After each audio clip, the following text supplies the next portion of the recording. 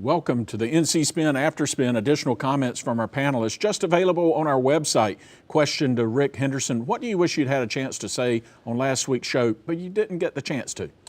You know, Brad, we were talking about the big issues before the General Assembly in this session, and one that we didn't mention is redistricting reform, which is going to have to, redistricting is going to have to happen. We don't have a choice about that, and that we'll have to have new legislative and congressional districts in time for the 2020 election cycle.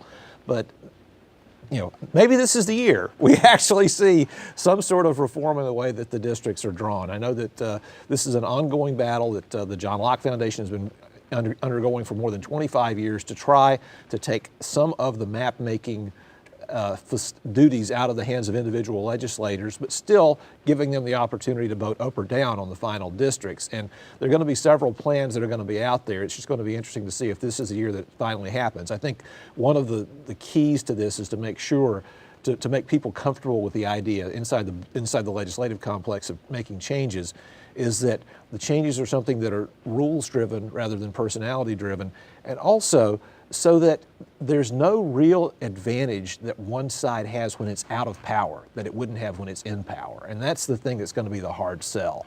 But if this is the year that redistricting reform, I think, has its best opportunity to take effect, and we'll just see what shape it takes. Question I've got: we know congressional redistricting is going to be mandated. Right. Does the Supreme Court at the state level come back in this summer after the state case goes through your Superior Court judges and the appeals court?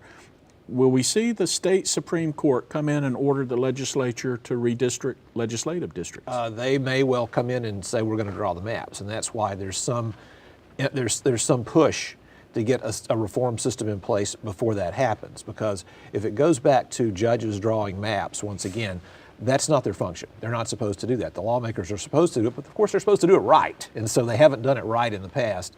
And I think that the emphasis on redistricting reform may be something that happens pretty quickly and fairly early in the session, simply because as the summer drags along, as it gets hotter down there and people get tired, they get a little bit cranky. And so maybe they're more likely to work together on something early on. Those of us who have been around remember Leo Daughtry and Knox Jenkins in Yes. 2002.